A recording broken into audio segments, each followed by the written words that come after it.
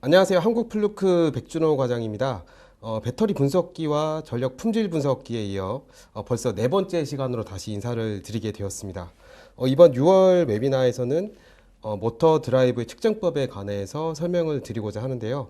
앞서 소개 영상에서 말씀드린 것처럼 인버터의 인입부와 출력부를 어떤 장비를 가지고 측정을 하여야 하며 또 어떤 장비를 가지고 어떤 측정값을 보아야 하는지 그에 따른 기준은 얼마인지에 관해서 전해드리도록 하겠습니다. 일단 PPT를 통해서 이론적으로 설명을 좀 드리고요. PPT가 이제 끝나고 난 다음 저희 그 모터 드라이브의 어떤 작동 상태를 이제 시연할 수 있는 데모 키트 장비가 있습니다. 이 키트 장비를 이용을 해서 스코프미터로 실질적으로 나오는 뭐 파형의 값이라든가 어떤 부분 측정해야 되는지도 한번 시연을 할 예정이니까 끝날 때까지 관심 깊게 좀 시청을 해주시면 아마 이런 모터 드라이브를 유지 보수하시는데 많은 도움이 되시리라 생각을 하고 있습니다. 그럼 처음으로 드라이브 시스템의 측정 항목에 대해서 좀 설명을 드리도록 하겠습니다. 지금 여기 나와 있는 이 표를 보시면 드라이브의 인풋 부분, 그러니까 저희가 메인단에서 들어오는 삼상 AC 전원, RST 상으로 구성된 삼상 전원이라고 보시면 되고요. 여기 파란색으로 보이는 부분이 저희가 드라이브와 드라이브 아웃풋, 그러니까 인버터 출력단 쪽에 있는 그림을 보여주고 있습니다. 그리고 녹색 부분은 실제로 저희가 이 PWM 신호를 이용을 해서 모터를 구동을 하고 어떤 기계적인 설비를 이제 움직일 수 있는 전원을 공급을 해주게 되는데요. 이 각각의 그 드라이브 인풋부 그리고 드라이브와 드라이브 아웃풋 부분, 이 부분에 대해서 어떤 장비를 가지고 어떤 측정을 해야 되는지 지금부터 자세하게 좀 설명을 드리도록 하겠습니다. 일단 드라이브 시스템에서 대응할 수 있는 측정 장비에 대해서 간략하게 먼저 좀 소개를 드리도록 하겠습니다. 이번 시간에는 전력 품질 분석기와 스코프미터에 좀 중점을 두고 설명을 드릴 예정인데요. 그 이외에도 그 모터 드라이브 시스템을 측정할 수 있는 장비는 좀 여러 가지 장비들이 있습니다. 앞서 말씀드린 것처럼 드라이브의 인풋 부분, 그러니까 메인 서플라이 부분에는 저희가 435 시리즈 2와 같은 전력 품질 분석기를 이용해 측정을 하게 되고요. 드라이브와 드라이브 아웃풋 부분은 저희가 190 시리즈와 같은 스코프미터를 사용해 측정을 하게 됩니다. 그러면 실제로 나오는 PWM 파형을 측정하실 수가 있고요. 그리고 모터의 로드라든가 건선 저항을 측정하기 위해서 289 같은 디지털 멀티미터 DMM을 사용하실 수도 있습니다. 모터 쪽으로 오시게 되면 모터의 절연이 파괴되진 않았는지 이런 부분으로 인해서 인사사고도 발생을 할 수 있기 때문에 모터의 그런 절연 측정을 하기 위해서 1507과 같은 절연 저항을 측정할 수 있는 절연 저항계 제품을 사용하실 수도 있을 거고요. 모터의 과열 상태를 확인하시거나 인입부 쪽의 RST 상의 상대적인 온도 편차를 측정하기 위해서 열화상 카메라를 사용을 하실 수도 있습니다. 그리고 모터와 연결된 기계적인 부분에서는 어떤 진동값은 없는지, 그 휠 얼라이먼트가 올바르게 연결이 됐는지를 확인하기 위해서 810 또는 830 같은 진동 측정 장비, 휠 얼라이먼트를 맞춰줄 수 있는 장비를 사용하실 수가 있습니다. 그래서 이번 시간에는 앞서 설명드린 것처럼 전력 품질 분석계와 스코프미터를 활용해서 그 모터 드라이브 시스템을 측정할 수 있는 부분에 대해서 자세하게 설명을 드리고자 합니다. 일단 장비 측정에 대해서 좀 설명을 드리기 전에 지금 웨비나를 시청하고 계시는 모든 분들 뭐 잘 아시고 계실 거라고 생각은 하지만 그 모터 드라이브의 원리에 대해서 간략하게나마 좀 설명을 드리고 시작하도록 하겠습니다. 인버터의 원리라고도 보실 수 있는데요. 내용은 간단합니다. 일단 삼상 AC로 들어오는 부분을 다이오드나 평화레로를 이용을 해서 DC로 정리를 하게 되고요. 자체적인 필터를 통해서 AC 리플 성분을 제거를 하고 노이즈를 제거한다고 보실 수도 있고요. 그리고 이 DC 전압을 이용을 해서 전자 스위치의 온오프 시간과 게이트로 나오는 펄스폭 변조를 통해서 저희가 그 모터를 제어할 수 있는 PWM 신호를 만들어내게 됩니다. 이 PWM 신호를 이용을 해서 저희가 모터를 제어할 수 있도록 되는 거고요. 그 현재 삼상 모터 시스템의 핵심은 매일 효율적이고 활용도가 높은 인버터의 사용이라고 할 수 있겠습니다. 그래서 가변 주파수 드라이브 어플리케이션에서 이 인버터의 목적은 일정 진폭이나 주파수의 입력 전압을 읽어드려서 전압 및 주파수를 정밀하게 제어할 수 있는 출력으로 변환한다고 보시면 되는데요. 그 인버터 출력 전압과 주파수를 제어함으로써 모터에 대한 에너지를 보다 정밀하게 제어할 수 있고요. 회전하는 모터 축에 의해 생성된 기계적 동작을 쉽게 제어할 수가 있습니다. 그러면 이제 인버터를 사용을 하실 때 장단점에 대해서 좀 설명을 드려야 되는데요. 일단 장점에 대해서 먼저 좀 말씀을 드리겠습니다. 일단 연속적으로 광범위한 운전이 가능합니다. 그 이유는 기존 상용 삼상 전원을 사용하는 경우에는 지금 보시는 뭐 벨트나 감속기처럼 별도의 변속 장치가 꼭 필요하고요. 이 또한 세밀한 제어는 불가능하고 단계적인 변속만 가능하게 됩니다. 두 번째 장점으로는 시동 전류의 감소라고 말씀을 드릴 수 있는데요. 인버터 제어 같은 경우에는 소프트 스타트, 소프트 스탑이 가능하기 때문에 시동 전류가 전격 전류의 1.5배에서 2배 수준으로 저감이 가능합니다. 그리고 한 대의 인버터를 통해서 여러 대의 모터를 제어할 수 있는 그런 장점이 있다고 말씀드릴 수 있고요. 단점으로는 어떤 부분이 있을지 여쭤봐도 될지 모르겠지만 아마 머릿속에 떠오르는 단어가 딱 하나 있으실 겁니다. 바로 고조파를 발생시키는 가장 큰 원인이 되는 게 바로 이 인버터라고 말씀을 드릴 수 있습니다. 그러면 이 인버터의 작동 단계를 간단하게 세 가지 정도로 좀 구분을 해서 설명을 드리도록 하겠습니다. 일단 삼상 AC 전원은 정류기에서 DC 전원으로 변환이 됩니다. 지금 보시는 AC to DC 컨버전을 통해서 DC로 변환을 하게 되고요. 이 변경된 DC 전압은 DC 버스로 일단 연결이 되게 되겠죠. DC 버스라고 하는 거는 밑에 이제 설명 보면 아시겠지만 직류 전원을 공급하는 모체가 되는 선을 뜻하고요. 여기에서 다른 곳에 직류 전원이 필요하면 이쪽 부분에 연결을 해서 이제 사용을 하시게 됩니다. 다음으로는 앞서 설명드린 것처럼 PWM 신호, 그러니까 펄스 위스 모듈레이트라고 하는데요. 저희가 PWM 신호 전압을 생성하는 단계라고 보시면 됩니다. 이는 전자 스위치 온오프 시간을 제어해서 펄스폭 변조된 출력 파형을 생성을 하게 되는 겁니다. 앞에서 이제 뭐 스위치 게이트에 대해서 좀 말씀을 드렸는데 좀 그림으로 쉽게 좀 설명을 드리기 위해서 제가 참고로 좀 준비를 했습니다. 그래서 DC로 정류된 부분을 지금 보시는 이 그림이 이제 IGBT라고 보시면 되는데요. 뭐 절연 게이트 양극성 트랜지스터라고 합니다. 그래서 대전력의 고속 스위치 가능한 이제 반도체 소자가 되는데 이런 IGBT라든가 이제 스위치 개폐 그리고 다이오드의 작동을 통해서 저희가 의미 있는 양과 음의 펄스 신호를 만들어내고 이 펄스 신호로 저희가 모터를 제어할 수 있는 신호를 만들어낼 수 있는데요.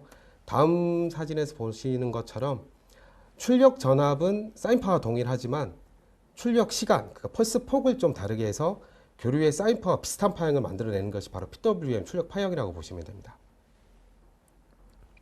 3단계는 이제 모터에서 토크를 생성하는 단계라고 보시면 됩니다. 이제 삼상 AC 입력에서 직류 DC 전압으로 변환한 후에 펄스폭 변조 전압으로 제어된 삼상 출력 파형을 생성해서 이제 모터를 구동하게 되는 게 바로 이 모터 드라이브 시스템의 큰 세 가지 단계라고 보시면 됩니다. 자, 이제부터는 이제 앞서 설명드린 것처럼 어떤 측정법을 가지고 저희가 드라이브 인입부 부분을 측정을 해야 되는지 먼저 설명을 드리고요. 입력단 측정 및 진단 부분이 끝나게 되면 스코프미터를 활용한 출력부 측정 및 진단 부분도 계속 이어서 설명을 드리도록 하겠습니다. 입력단 측정은 일단 저희 전력 품질 분석기 435를 기준으로 일단 설명을 좀 드릴 생각이고요. 지금 보시면 뭐 메인 입력단, 메인 서플라이 부분부터 해서 저희가 분배 전반을 지나서 모터 드라이브 시스템을 통해서 지금 모터에 PWM 신호를 보내주고 어떤 부하의 작동을 하게 됩니다. 그래서 지금 입력단 측정 같은 경우에는 드라이브 시스템의 모터 드라이브 시스템의 인입부까지가 저희가 입력단 측정이라고 볼 수 있고요. 입력단 측정의 목적은 크게 두 가지 정도로 볼 수가 있습니다. 전력 품질 분석기를 이용해서 하나는 이제 적절한 전력이 공급돼서 시스템 용량이 충분한지 이제 확인을 하는 부분이 있고요. 또 다른 하나는 드라이브 로드가 시스템 전체 전력 품질에 좀 악영향을 미치지 않는지를 확인하는 것입니다. 그래서 예를 들어서 드라이브가 고조파를 생성을 하진 않는지 다른 전기적 작동을 방해할 수 있는 저희가 DB라고도 얘기하는데요. 전압 강화라든가 수열 같은 전압 상승 그리고 트랜지언트 같은 과도 현상을 행성하지 않는지를 확인하는 것이 그 목적이라고 볼 수 있겠습니다. 다음은 공칭 전압 그리고 전류 주파수에 대해서 좀 설명을 드리도록 하겠습니다. 일단 전력 품질 분석기를 사용해 보신 분들은 뭐 이 노미널 볼티지라는 얘기를 상당히 많이 들으셨을 텐데요. 이 공칭 전압, 전류 및 주파수 같은 경우에는 정상 작동 조건에서 모터 드라이브 공급되는 정기적인 특성이라고 보시면 됩니다. 그래서 일단 그 전압과 전류 그리고 주파수를 측정하시기 위해서는 드라이브 입력단에 전원 품질 분석기를 각 RST 상 전압을 연결하시고요. 그리고 모든 클램프 센서에는 부하 방향이 표시가 되어 있습니다. 그래서 부하 방향으로 화살표가 향해서 연결하신 다음에 전류도 똑같이 RST 상을 연결하셔서 전압과 전류를 동시에 측정을 하실 수가 있습니다. 이런 공칭 전압을 측정하는 이유에 대해서 이제 설명을 드릴 텐데요. 지금 보시는 것처럼 만약 공칭 전압이 뭐 한 450V, 480V로 지금 설정이 되어 있는데 480V가 공칭 전압을 가지고 있는 일반적인 전기 설비를 측정하신다고 하셨을 때 지금 각 상으로 보시면 지금 476V 그리고 RS상은 450V 그리고 T와 R상 간에는 467V 정도의 전압값을 보이고 있는데요. 480V라는 공칭 전압 대비 플러스 마이너스 10%를 초과하는 값은 측정 기간 동안 공급 전압에 문제가 있음을 의미를 합니다. 그렇기 때문에 일반적으로 저희 산업 현장에서 가장 많이 측정하시는 뭐 델타 결선이라든가 Y 결선을 봤을 때 뭐 델타 결선 같은 경우에는 그 중성선을 낀 값이기 때문에 거의 220V가 공칭 전압이 되실 거고요. 그리고 델타 결선 같은 경우에는 380V가 거의 주된 공칭 전압 값이 될 텐데 이 값과 지금 실제로 걸려 있는 각 상간 전압, 성간 전압을 확인하셔서 그 공칭 대비해서 얼마만큼의 전압 차이가 있는지 확인을 하셔야 되고요. 그 주파수 같은 경우는 저희가 대한민국 60Hz를 기준으로 사용을 하고 있습니다. 근데 이 주파수 같은 경우도 공칭 주파수 대비해서 사용의 0.5% 이내로 들어와야 된다는 부분을 좀 기억하시면 좋을 것 같습니다. 일단 전압과 전류 그리고 주파수를 확인하신 다음에는 이제 이 값을 바탕으로 해서 불균형을 확인하실 수가 있습니다. 전압과 전류의 불균형은 이제 뭐 많은 분들은 아시겠지만 삼상의 전압 또는 전류의 크기가 서로 다르거나 이 위상각 자체가 120도로 위상 변이가 이루어지지 않은 경우에 발생을 하게 됩니다. 그래서 전압 같은 경우에는 2% 이상의 전압 불균형이 발생할 경우에는 전압 노칭이라든가 과도한 전류가 유입될 가능성이 있으며 이로 인해서 전류 과부하 보호 장치가 투입될 가능성이 있습니다. 모터 터미널에서 전압 불균형은 이제 모터 작동에도 나쁜 영향을 미칠 수 있지만 드라이브 입력 쪽에서도 문제를 일으킬 수 있고요. 전압 또는 전류 불균형으로 인해서 모터 드라이브가 이제 정지되거나 손상될 수 있기 때문에 이러한 측정 값을 해석하는 방법을 이제 파악을 하시는 게 좀 중요한 부분이라고 설명을 드릴 수 있겠습니다. 다음은 그 언밸런스 측정 부분에 대해서 좀 설명을 드리도록 하겠습니다. 앞서 설명드린 것처럼 각 RST 상의 전압과 전류를 연결해서 측정을 해주시면 되고요. 그때 나오는 전압과 전류의 불균형 수치를 확인하시면 됩니다. 그래서 삼상 전력 분석기를 사용하시는 경우에는 삼상에 대한 전압과 전류를 동시에 측정을 하실 수 있기 때문에 멀티미터나 클램프 미터를 이용해서 하나씩 한 상별로 측정하시는 것보다 훨씬 간단하고 좀 효과적으로 측정을 하실 수 있는 장점이 있습니다.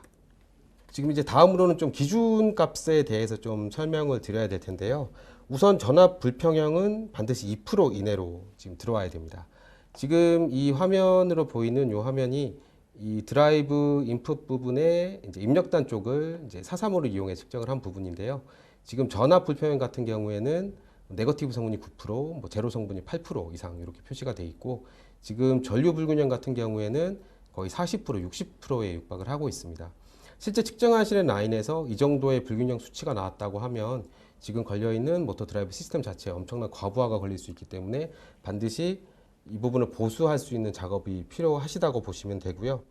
앞에서도 이제 전압 불균형이 2% 이하여야 된다고 말씀을 드렸는데 그 이유는 1%의 전압 불균형이 발생할 경우에 모터 전류의 불균형은 3에서 4% 정도로 좀 커지게 됩니다. 그래서 이상적으로 전류 불균형은 6%보다 커서는 안 되지만 뭐 이제 부하 전류나 회로 용량에 따라 조금씩 달라질 수는 있지만요. 일단 기본적으로 6%보다는 커서는 안 되는 부분이 있다고 이제 생각을 해주시면 되고요. 이런 전류 불평형 때문에 모터 권선에 과도한 열이 발생한다거나 모터 및 베어링에 추가 마모가 좀 발생을 하게 됩니다. 전압 불균형의 일반적인 발생 원인은 삼상 모터 드라이브와 동일한 분전반에 연결된 단상 부하 때문이라고 보실 수 있는데요. 이게 모터만 이제 기동을 하는 게 아니라 델타 결선 같은 경우에도 뭐 R상이나 S상을 따서 따로 단상 부하에 연결해서 사용하시는 경우에 그만큼 과도한 전류를 소비해서 쓰는 경우가 있습니다. 그런 경우에는 변압기 용량이 충분하지 않은 경우에는 이 변압기 용량을 맞춰주기 위해서 그 당겨 쓰는 전류치만큼 전압 강화가 반드시 일어나게 됩니다. 그렇기 때문에 전압에 대한 불평형이 일어날 수 있는 가능성이 추가로 연결된 단상부하 때문에 일어날 수 있는 확률이 가장 높고요. 이런 경우에는 변압기의 등급을 좀 높이시거나 그 모터 드라이브 별도의 피드를 제공하시면 이러한 문제를 최소화하거나 없앨 수가 있습니다. 앞서는 이제 전력 품질 분석기를 이용을 해서 삼성과 동시에 측정하는 방법에 대해서 좀 설명을 드렸는데요. 일단 뭐 금액적인 사유가 약간 이런 부분 때문에 이제 이런 전력 품질 분석기를 보유하실 수 없는 고객분들은 이제 디지털 멀티미터라든가 뭐 클램프 미터를 이용해서 불균형률을 측정할 수 있는 방법이 있습니다. 그래서 수동 측정 방법에 대해서 좀 설명을 드리도록 하겠습니다. 지금 보시는 이런 멀티미터를 이용해서 뭐 각 상별로 R, S, ST, TR의 각 상 간의 전압 또는 전류값을 측정을 하게 되고요. 그 값을 일단 기록해 두시면 다음에 보시는 것처럼 불평형률을 이제 계산할 수 있는 방법이 있습니다. 지금 좀 식이 좀 복잡하게 이렇게 뭐 보이기도 하시겠지만 전체 불균형률은 구하는 공식은 전압이랑 전류랑 동일합니다. 그 최대 편차, 그러니까 저희가 평균 값을 구한 전압과 전류에 추출해낸 최대 편차 나누기 저희가 구한 평균 값을 나눠주고 거의 곱하기 100을 하시면 되는데 이렇게 설명드리면 좀 이해하시기 어려우실 것 같아서 제가 예제를 하나 들었습니다. 그래서 예를 들어서 뭐 R상에 30A, S상에 35A, T상에 30A가 걸려있는 지금 전기회로를 측정하실 때 전류에 대한 불균형은 몇 %인가를 이제 구하는 방법에 대해 설명 좀 드릴 텐데요. 일단 각 상에 30, 35, 30A 다 더해서 95라는 값을 구하실 수 있고요. 지금 평균값을 구해야 되기 때문에 다시 3을 나눠주시면 31.7이라는 에버리지 커런트 값을 얻으실 수 있습니다. 그러면 저희가 분모가 되는 에버리지 값은 지금 계산이 된 거고요. 그 다음에 이 31.7이라는 값을 대비해서 RST 중에 가장 큰 편차를 나오게 되는 값을 구하게 되면 됩니다. 지금 R상과 T상 같은 경우에는 31.7이라는 값을 대비했을 때 1.7이라는 값이 차이가 나지만 S상 같은 경우에는 35에서 31.7을 빼면 3.3이라는 값이 나오게 됩니다. 이게 저희가 앞서 설명드렸던 최대 편차 맥시멈 디비에이션 값이 되고요. 이 값을 다시 저희가 계산했던 에버리지 커런트 값 나눈 다음에 곱하기 100을 해주시면 저희가 최종적으로 구해야 되는 10.4%라는 전류 불균형 값을 얻으실 수가 있습니다. 그래서 뭐 이런 수동 측정 방법으로도 값을 얻으실 수 있으시겠지만 뭐 앞서 설명드린 것처럼 뭐 삼성과 동시에 측정할 수 있는 전력 품질 분석기를 사용하실 경우에는 장비 자체가 이런 값을 다 계산을 해주기 때문에 수동으로 계산해야 되는 불편함은 없어지실 거라고 생각을 하고 있습니다. 이제 다음으로 이제 트랜지언트 과도 현상에 대해서 좀 설명을 드릴 텐데요. 과도 현상은 AC 입력 라인 또는 모터 재생 회로에서 2분의 1 사이클, 그러니까 반주기 미만의 이벤트라고 보시면 됩니다. 과도 현상은 모터 및 모터 회로의 다른 부분을 좀 손상시킬 수 있기 때문에 이런 부분에 대한 유지 보수 관리가 좀 중요하다고 말씀드릴 수가 있고요. 이런 과도 현상이 발생할 수 있는 가장 큰 원인으로는 일단 낙뢰가 있을 거고요. 뭐 스위치의 온오프 때라든가 다른 로드, 다른 부하에서 거꾸로 라인을 타고 들어오는 현상 때문에 발생한다고 좀 설명을 드릴 수 있겠습니다. 동일한 분전반에 연결되어 있는 뭐 다른 부하, 뭐 용접기라든가 뭐 이런 다른 작업을 하실 때 뭐 다른 부하라든가 역열 보정용 콘덴서의 오작동으로 인해서 과도 현상의 경우 장비 또는 설비에 이제 어떤 직접적인 영향을 미칠 수 있는데요. 지금 과도 현상 같은 경우에는 어떤 설비에 직접적인 영향을 미치는 부분보다는 보호단자의 잦은 트립을 좀 유발할 수 있기 때문에 더욱더 문제가 된다고 보시면 좋을 것 같습니다. 그래서 이런 과도 현상을 캐치해내기 위해서라도 인입부 쪽에 전력 품질 분석기를 이용해서 주기적인 관리를 해주시는 게 중요하다고 말씀을 드릴 수가 있고요. 측정하는 방식은 앞서 설명드린 것처럼 동일하게 연결을 해서 측정을 해주시면 되고요. 보통 일반적으로 이제 전력 품질 분석기를 사용하시면 뭐 과도 전압, 트랜지언트뿐만 아니라 딥스웰 같은 뭐 전압의 하강이라든가 상승 부분도 동시에 측정을 할 수 있게 됩니다. 이제 트랜지언트 같은 경우에는 앞서 이제 보시는 것처럼 지금 이제 435를 이용해 측정한 화면인데요. 여기 이제 전압 이렇게 튀어 있는 부분 보이시죠? 그래서 반 사이클 이내로 일어나는 임펄스, 그러니까 뭐 노이즈 같은 성분이라고 보시면 될 것 같습니다. 다음으로 설명드릴 부분은 이제 하모닉 고조파에 대한 부분입니다. 아마 이 웨비나를 시청하시는 분들 중에 안전관리 직무를 담당하시는 분들은 아마 귀가 아프실 정도로 많이 들은 단어실 텐데요. 일단 고조파는 기본적으로 이제 그 의미를 좀 설명을 드리면 기본 파형의 다중 주파수 성분이라고 보시면 됩니다. 그래서 예를 들어서 뭐 60Hz의 두 번째 고조파는 이제 120Hz의 성분이 될 거고요. 이거 저희가 2차 고조파라고 얘기를 하고요. 60Hz의 다섯 번째 고조파는 이제 주파수 대역으로 하게 되면 300Hz 성분이 됩니다. 이를 저희가 5차 고조파라고 얘기를 할 수 있고요. 뭐 고조파의 주된 원인은 뭐 산업 환경에서 뭐 흔히 볼 수 있는 여러 가지 전자 부하 때문이라고 보시면 됩니다. 뭐 사무실에서 사용하는 이 컴퓨터라든가 뭐 여러 제어 장치라든가 뭐 인버터 드라이브나 뭐 에너지 절약 조명 같은 장치는 고조파 전압 및 전류의 원인이 될 수 있는 뭐 일반적인 전자 부하라고 이해를 하시면 될 것 같습니다. 이제 고조파를 측정하시려면 THD가 뿐만 아니라 뭐 차수별로 고조파 측정이 가능한 전력 품질 분석기를 이용해서 결선을 해서 측정을 해주시면 되고요. 고조파 같은 경우는 가장 일반적으로 이제 주주파수의 백분율로 이제 표시가 되게 되는데요. 만약 예를 들어서 한 220V 전압이 공칭인 분배 전반을 측정하신 경우에 예를 들어 3차 고조파가 2%다라고 하게 되면 이때 3차 고조파 전압이 한 6.6% 정도가 포함이 돼 있다고 보시면 됩니다. 이거는 이제 뭐 간단하게 3차 고조파기 때문에 3 나누기 100을 하신 다음에 그대로 그 공칭 전압값이 220을 곱하면 원래 얼마만큼의 이제 전압값이 실제로 포함되어 있는지를 이제 확인하실 수 있으시고요.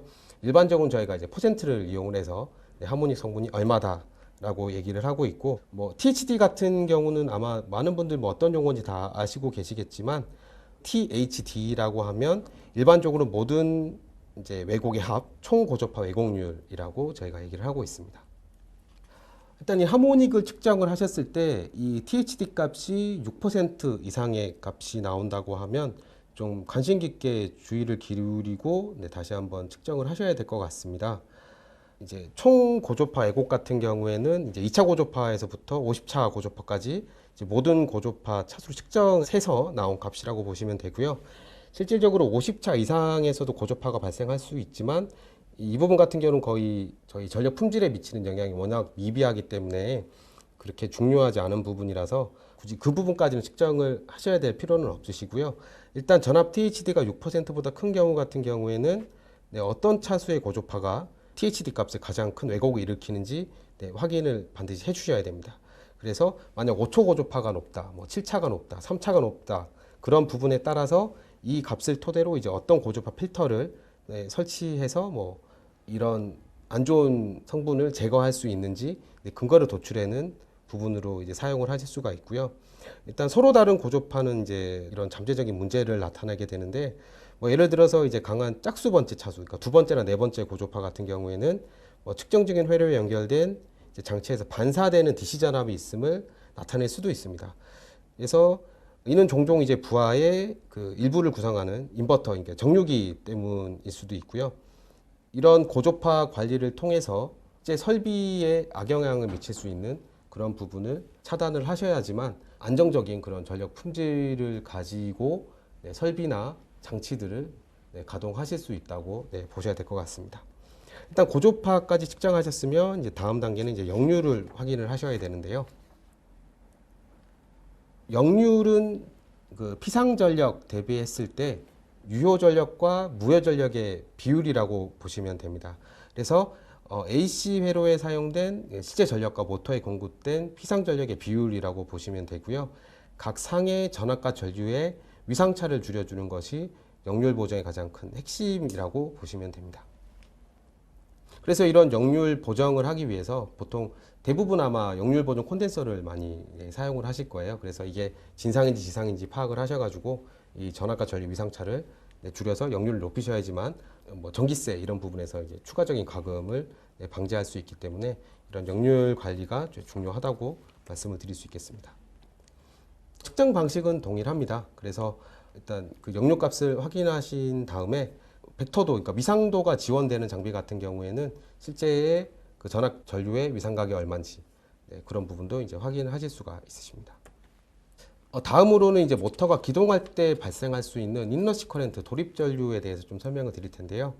도립 전류 같은 경우는 그 매우 크고 단기간의 전류 수요라고 볼 수 있고요.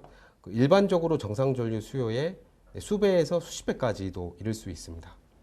그래서 이런 도립 전류 값이 너무 이제 뭐 열 몇 배 이런 값이 나오게 되면 이 모터 부하 자체 큰 좀 악영향을 미칠 수 있기 때문에 모터의 수명이 짧아지는 그런 경우가 있습니다. 그렇기 때문에 이런 도립 전류가 얼마인지를 측정하시는 부분도 이런 모터 드라이브 시스템을 관리하는 데 중요한 부분이라고 말씀을 드릴 수 있겠습니다. 측정 방식은 앞에서 설명드린 것과 동일한 방식으로 측정을 해주시면 되고요. 지금 앞서 뭐 불균형 부분도 설명을 드렸고 뭐 고조파라든가 여러 가지 측정 항목들 그리고 그 기준값에 대해서 좀 설명을 드렸는데, 그러면 이런 좀 의문을 가지시는 분들이 계실 것 같아요. 이 항목 하나하나를 어떻게 다 뭐 매번 이렇게 측정을 할 수 있냐라고 이제 말씀을 하실 것 같은데, 그래서 이제 플루크 430 2 시리즈 같은 경우에는 뭐 이런 부분을 좀 쉽게 측정할 수 있기 위해서 이런 메뉴를 별도로 이제 구성을 하고 있습니다. 지금 보시는 것처럼 뭐 딥셀 부분이라든가 고주파 부분이라든가 뭐 전력 관계 역류를 확인하기 위한 전원빈 에너지 파트, 그리고 언밸런스 부분이라든가 뭐 도립 전류 부분, 그리고 뭐 과도 현상 측정할 수 있는 과도 전압 같은 메뉴를 측정을 하실 수 있게 메뉴별로 구성을 해뒀고요. 이거를 따로따로 이제 하나씩 하나 측정해야 되는 불편함이 있으실 수도 있기 때문에 430 시리즈 2에는 로거라는 기능을 지원을 하고 있습니다. 그래서 측정하시고자 하는 이제 측정 기간, 듀레이션을 설정하시고 인터벌 시간을 설정을 하시면 이제 이 셋업 리딩스라는 값을 통해서 내가 원하는 측정 항목들만 따로 편집해서 측정을 하실 수 있으신데요. 뭐 예를 들어서 뭐 전압 전류, 뭐 역률, 유효 전력, 그리고 THD 뿐만 아니라 고조파 차수도 뭐 3차, 5차, 7차 같은 부분만 측정하고 싶다. 그리고 전압에 대한 불균형만 보고 싶다고 하신 경우에는 이 셋업 리딩스로 들어가셔서 원하는 항목만 셀렉트해서 애드를 해주시게 되면 선택하신 부분에 대한 모든 측정을 한 번의 측정으로 다 동시에 하실 수도 있고요. 나중에 소프트웨어로 불러서 보셨을 때도 그 값에 대한 분석을 좀 용이하게 하실 수 있습니다. 그래서 이런 로거 기능이 있는 제품을 사용을 해 측정을 하시면 제가 앞서 말씀드렸던 모든 측정 항목들을 단 한 번의 측정으로 다 검사를 하고 그 데이터를 받아보실 수 있기 때문에 여러 번 측정하는 번거로움 없이 한 번의 측정만으로도 이 모든 값들을 보실 수 있다고 설명을 드릴 수 있겠습니다. 이 부분 같은 경우는 이제 이벤트 같은 부분이 어떻게 이제 검출이 되냐에 대한 설명 부분인데요. 지금 이제 측정하시는 항목을 보게 되면 일반적으로 뭐 전압, 전류, 주파수 부분 이렇게 표시가 되게 되는데, 저희 제품에 보시 이벤트라는 항목이 별도로 설정이 되어 있습니다. 그래서 이 이벤트 항목으로 들어가시게 되면 뭐 어떤 전압 강화가 발생했던지, 뭐 전압 상승이 발생했던지, 뭐 순간 정전이나 뭐 트랜전트 같은 과도 현상이 발생했을 때도 그때 시간 값이랑 레벨 값, 그리고 얼마만큼의 길이 동안 발생했는지를 자세하게 테이블로 이렇게 보여주게 되어 있습니다. 그래서 어떤 측정을 하시더라도 이런 이벤트 부분은 별도로 다 캡처가 되기 때문에 좀 더 손쉽게 전력 품질 관리를 하실 수가 있습니다. 지금까지는 그 드라이브 입력부를 그 전력 품질 분석기 플러키 430 시리즈 2를 이용해 측정하는 부분에 대해서 좀 설명을 드렸고요. 지금부터는 스코프미터를 활용을 해서 드라이브 출력단을 측정하고 진단하는 부분에 대해서 좀 설명을 드리도록 하겠습니다. 이제 드라이브 출력부는 여기 모터 드라이브 쪽에서 이제 이 인버터 출력단 쪽 부분이 될 거고요. 가장 먼저 설명드릴 부분이 이제 DC 버스 부분입니다. DC 버스는 전압 버퍼로서 기능을 하게 되고요. AC 정류기에서 파생된 직류 DC 전압을 받는 부분이라고 보시면 됩니다. 그리고 스위칭 에러에 대한 일정한 에너지를 공급하는 부분이고요. 자, 이 DC 버스에서 저희가 그러면 어떤 항목을 측정해야 되는지를 좀 설명을 드려야 될 텐데요. 일단 DC 버스에서 필수적으로 측정해야 될 항목은 크게 두 가지 정도로 볼 수 있습니다. 첫 번째는 DC 버스 자체의 전압값이고요. 두 번째는 DC 버스 전압 내에 AC 리플 성분이 얼마나 있는지를 보셔야 되는 부분이 있습니다. 그래서 측정법은 간단합니다. DC버스의 플러스 마이너스 부분을 스코프미터의 양극 플러스 부분 그리고 접지선을 연결해 측정을 해주시면 되고, 이제 일단 그냥 일반적인 DC버스의 전압값을 보실 때는 DC 커플링을 이용해서 측정을 하시면 되고요. 다음 그림에서 보시게 되면 지금 이 뒤쪽에 있는 그림이 DC버스의 전압을 측정한 부분입니다. 그래서 지금 309V 정도로 이제 측정이 되고 있고요. 이 앞에 보이는 지금 사인파로 이렇게 보이실 텐데, 지금 이 부분이 저희가 이 모터 드라이브 측정했을 때 나오는 AC 리플 성분이라고 보시면 됩니다. DC 버스 전압부터 먼저 설명을 드리면요. DC 버스 전압은 메인 입력의 피크 전압에 따라 좀 상대적으로 좀 값이 다르게 됩니다. 그래서 일반적으로 RMS 라인 전압의 루트 2배, 그러니까 1.414배가 된다고 보시면 되고요. 예를 들어서 380V 드라이브 같은 경우에는 DC 버스의 값이 한 537V 정도가 나오게 됩니다. 이런 DC 버스 전압을 측정하는 이유는 너무 낮은 DC 전압이 바로 이 모터 드라이브를 트립시킬 수 있기 때문에 그런 거고요. 이런 문제의 가장 큰 요인은 메인 입력, 그러니까 메인 서플라이에서 들어오는 메인 입력 전압이 너무 낮거나 입력 사인파 자체가 플랫토핑으로 왜곡된 경우에 좀 많이 발생을 하게 됩니다. 이제 플랫토핑이라고 하면 저희가 사인파처럼 이렇게 봉오리가 이렇게 져야 되는데 그 곡선 부분이 이제 좀 깎아낸 것처럼 이렇게 평평한 부분으로 보이는 그런 현상이 바로 플랫토핑이라고 이제 말씀을 드릴 수 있는데요. 지금 AC 리플 전압을 측정을 하셨을 때 리플의 피크가 지금처럼 보이지 않고 다른 반복 레벨을 갖는 경우에는 이 인버터 정류기의 다이오드 중 하나가 이제 고장이 났을 수도 있다는 지표를 보실 수도 있습니다. 그래서 원래 이 인버터 출력단 부분에서의 DC 전압은 원래 이런 AC 성분이 포함되면 안 되는 부분이 있습니다. 그렇기 때문에 AC 리플의 값이 얼마인지를 또 확인을 하셔야 되고요. 40V 이상의 리플 전압은 연결된 모터 또는 부하에 대해서 오작동하는 캐패시터가 있다고 보시면 될 것 같습니다. 그래서 조치 사항에 대해서 좀 설명을 드리겠습니다. 일단 전압 수준이 높거나 또 낮은 버스에 오류가 생기거나 부적절한 작동 또는 드라이브 고장이 이제 일어난다고 하시면 일단 DC 버스의 전압 및 AC 리플 노이즈의 최대값이 얼마인지를 확인을 하셔야 되고요. 솔루션으로는 드라이브의 이제 입력부가 되겠죠. AC 입력 전압을 원래 공칭값대로 바로 잡아주는 부분이 필요하고요. 드라이브 입력 카드 및 오류가 있는 캐패시터 뱅크를 교체를 해주셔야 됩니다.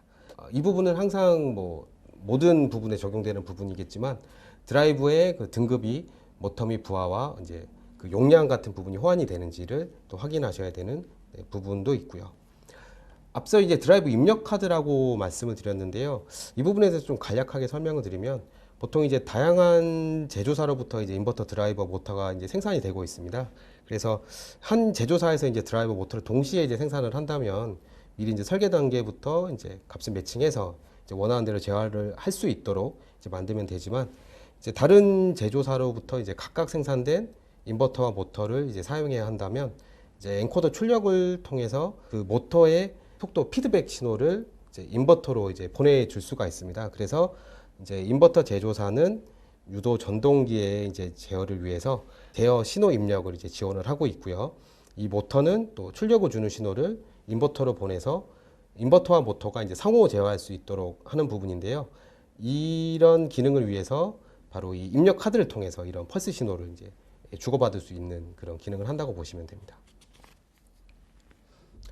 뭐 아까 처음에 입력부 측정에서도 말씀을 드렸겠지만 출력부 부분에서도 뭐 전압과 전류의 이제 언밸런스 부분을 측정하셔야 되는 부분이 있습니다. 전압의 언밸런스는 앞서 설명드린 것과 같습니다. 삼상 전압의 크기가 다른 경우에 발생을 하게 됩니다.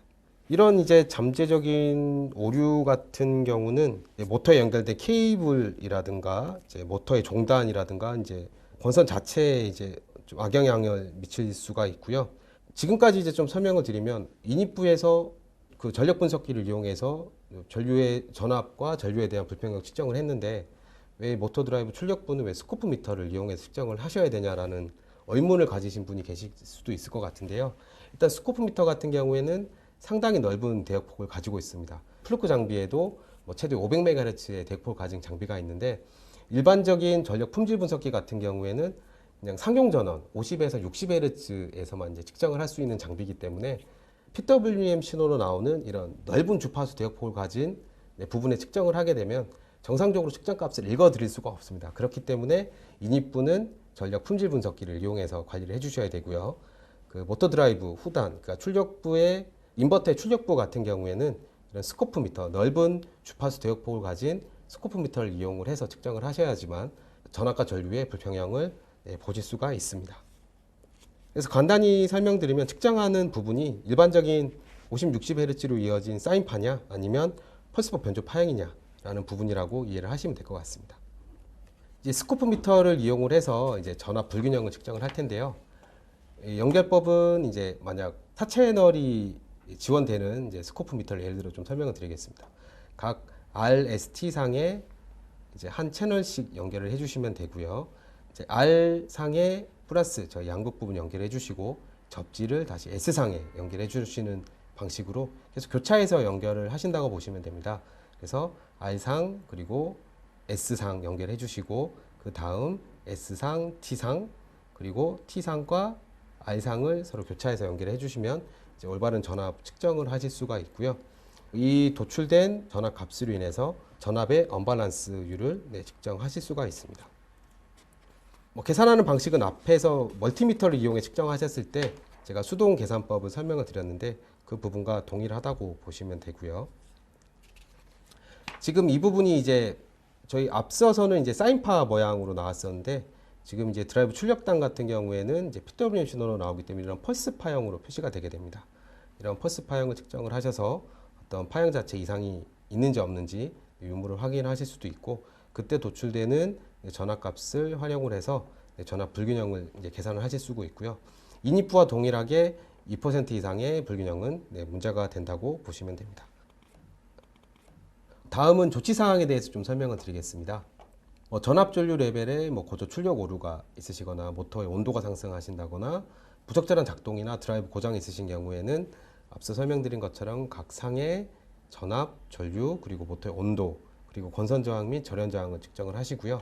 이런 경우에는 이제 모터의 부하를 차단하신 다음에 이제 부하의 변동에 따른 전압과 전류의 균형을 확인을 하시면 됩니다.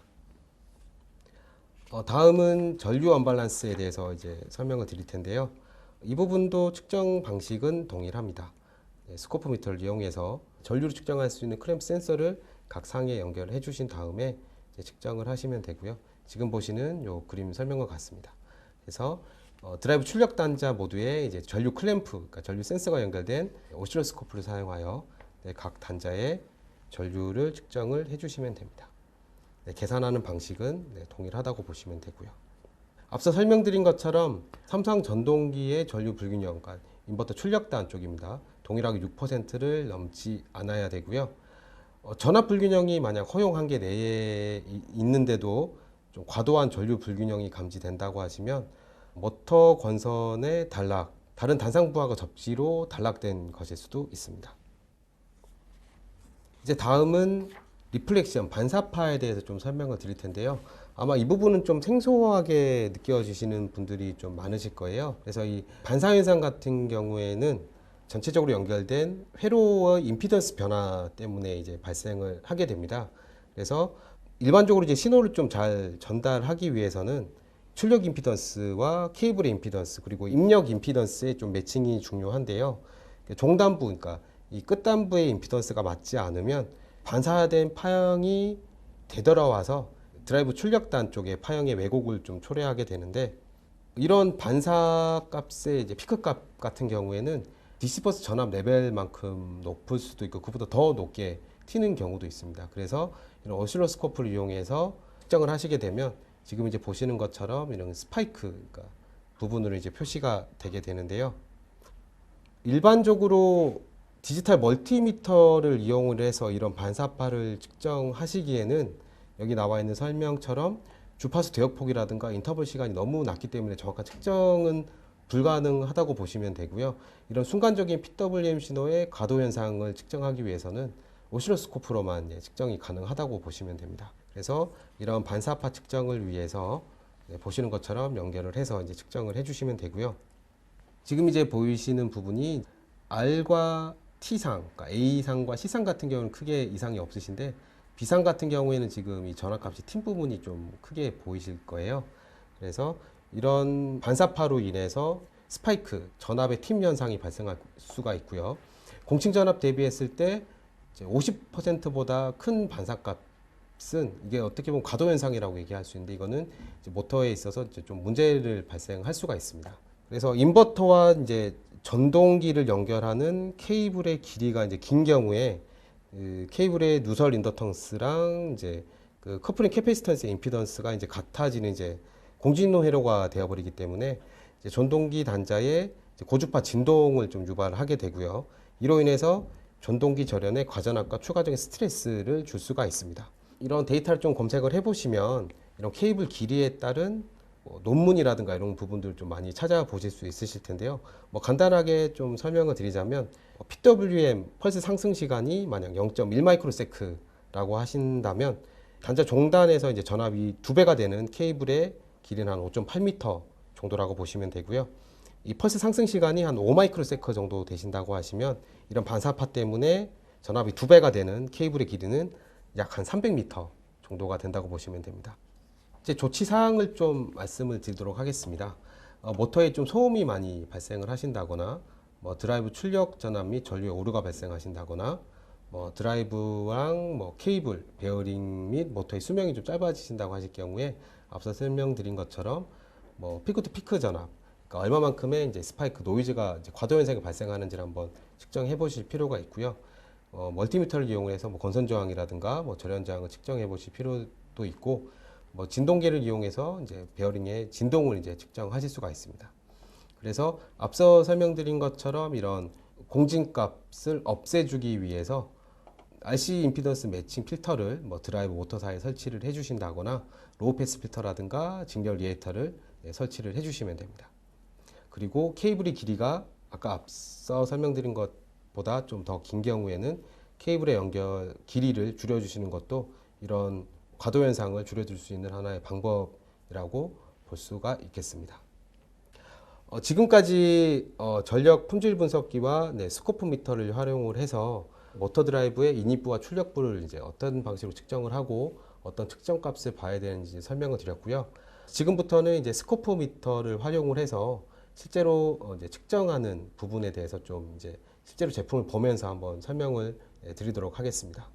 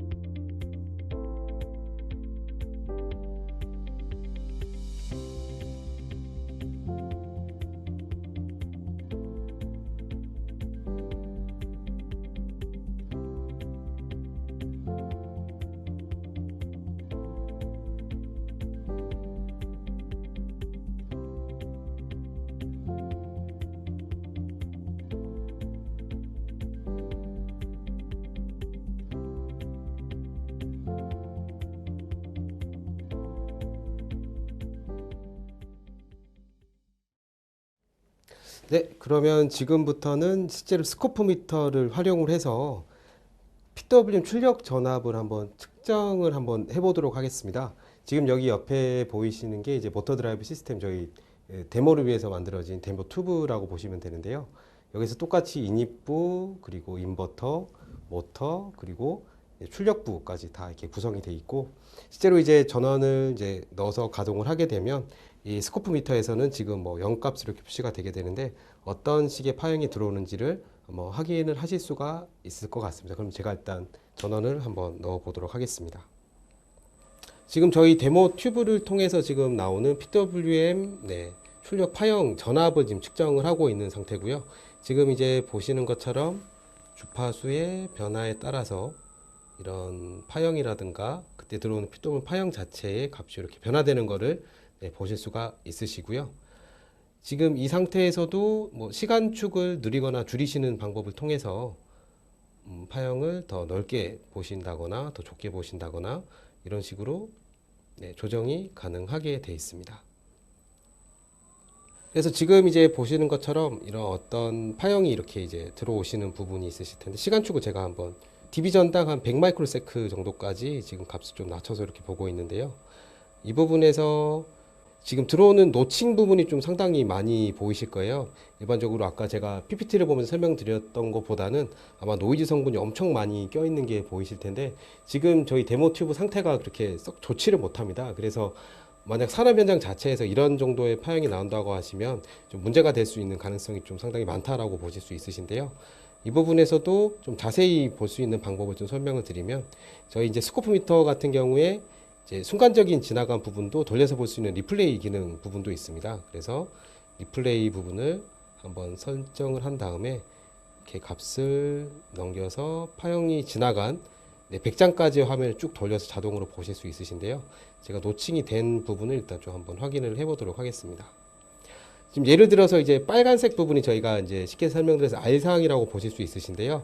여기에서 지금 튄 전압값이 얼마인지를 확인하고 싶다라고 하신 경우에도 뭐 커서 버튼을 이용을 하셔가지고 지금 원래 들어오는 펄스 파형보다 얼마만큼의 값이 더 들어와 있는지 확인을 하실 수가 있습니다. 커서를 이용해서 저희가 상한선, 하한선, 하이로우 값을 설정을 하시게 되면 이 간격 자체의 값이 지금 472V라는 부분이 뜨시게 되고요. 지금 이 모터 드라이브 시스템 자체가 공층값이 거의 한 220V 정도로 들어오고 있습니다. 근데 지금 노이즈로 들어온 과도 현상 부분이 400V가 넘는다는 것은 상당히 문제가 있다라고 보실 수 있으시겠죠.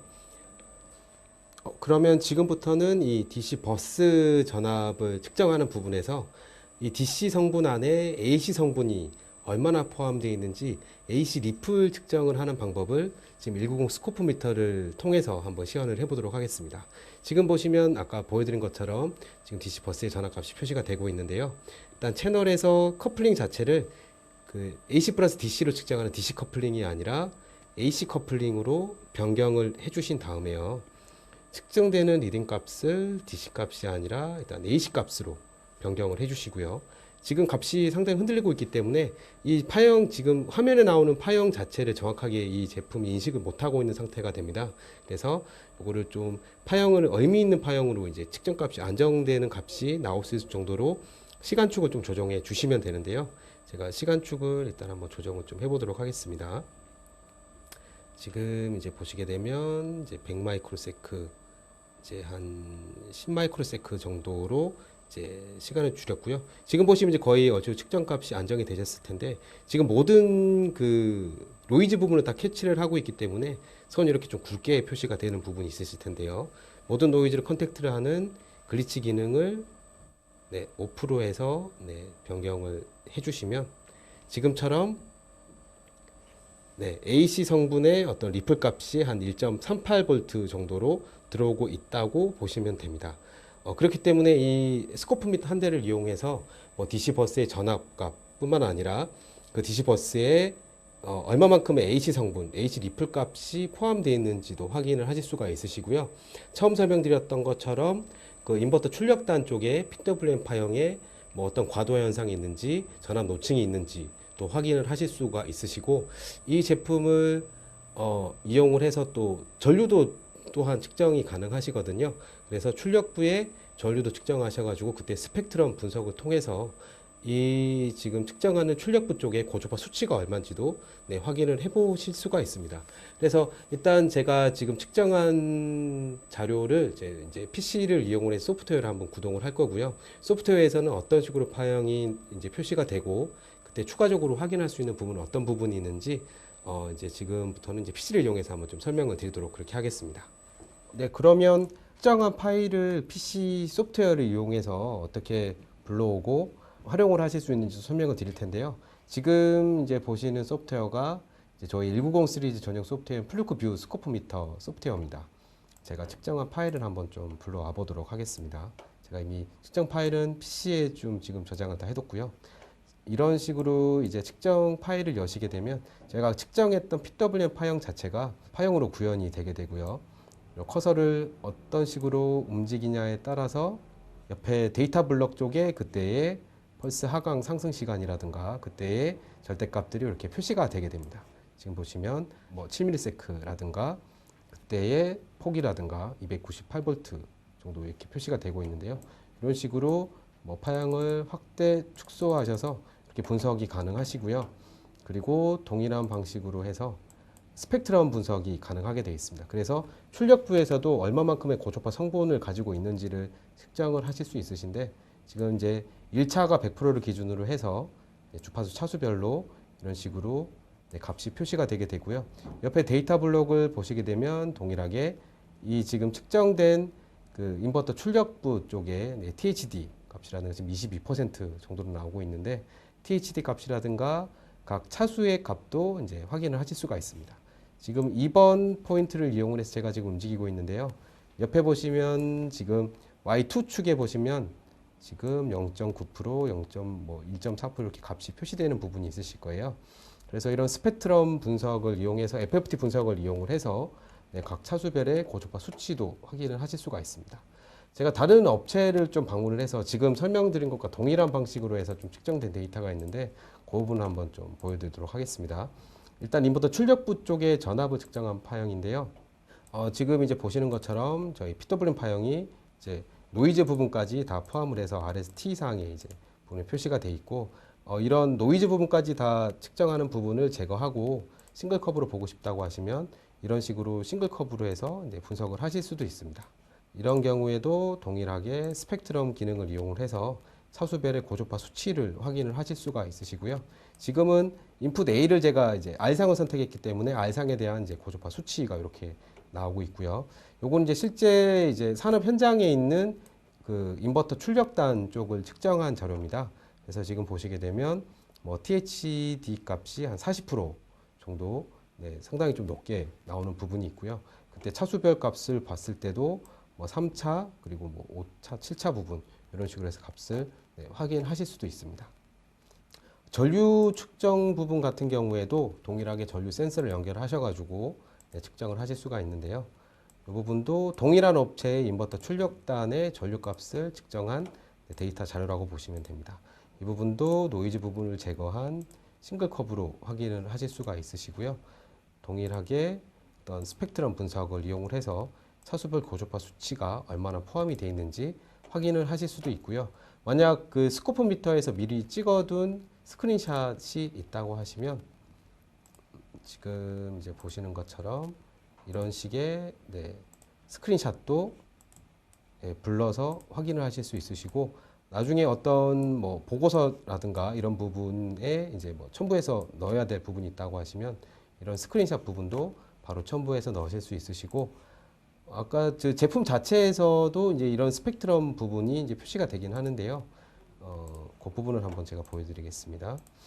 이제 사진을 이제 보시게 되면 제품 자체에서 스펙트럼 분석을 하게 되면 제가 아까 그 데모 튜브를 시연을 할 때 이 부분을 보여드리진 않았는데, 지금 각 주파수 대역별로 얼마만큼의 고초파 성분이 껴 있는지도 이렇게 표시를 해서 보실 수 있으시고요.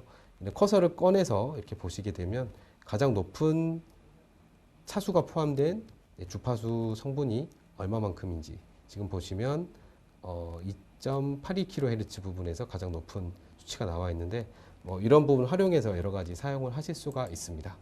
그래서 지금까지 이제 전력 분석기를 사용을 해서 인입부 쪽에 어떤 측정을 하는지에 대해서 좀 설명을 드렸고요. 출력부 쪽에도 이런 스코프 미터를 활용해서 전압이나 전류 그리고 이런 스펙트럼 분석을 하는 부분을 이제 설명을 해 드렸고요. 이 두 장비를 같이 이제 섞어서 이제 측정할 수 있는 장비가 있다고 하면 상당히 좋을 텐데, 아직까지는 이런 주파수 대역폭 문제 때문에 일단은 인입부와 출력부를 나눠서 이런 포터블 타입의 형식의 제품을 가지고 측정하시는 게 좀 가장 쉽고 편안한 측정 방식이라고 보시면 될 것 같고요. 앞서 설명드린 것처럼 데이터를 활용을 해서 그 모터 드라이브 시스템 전체에 대한 인입부 쪽과 출력부 쪽에 유지 보수 관리를 하신다면 사전에 이제 어떤 사고를 이제 발생하는 부분을 미연에 방지를 할 수 있는 부분이 있어서 이런 유지 보수 관리에 상당히 많이 도움이 되실 거라고 생각을 하고 있습니다. 지금까지 스코프 미터를 활용한 측정 방법에 대해서 이제 간략하게 뭐 현장에서 이렇게 실제로 걸어보면서 측정할 수 있으면 더 좋았겠지만 지금 좀 상황이 여의치 않아서 저희 그 데모 튜브를 이용해서 좀 측정하는 방법에 대해서 소개를 해드렸고요. 좀 많은 도움이 되셨으면 좋겠는데 추가적으로 궁금하신 점이나 뭐 실제 이 제품에 시연이 필요하신 경우에는 뭐 언제든지 저희 한국플루크에 연락을 주셔서 저희 백준호 과장을 찾아주시면 되고요. 지금 긴 시간 동안 이렇게 뭐 끝까지 시청을 해주신 네, 고객분들께 네, 감사의 인사를 드리고 이 시간을 마치도록 하겠습니다. 다음 웨비나 때는 더 좋은 내용과 주제를 가지고 다시 한번 찾아뵙도록 하겠습니다. 네, 감사합니다.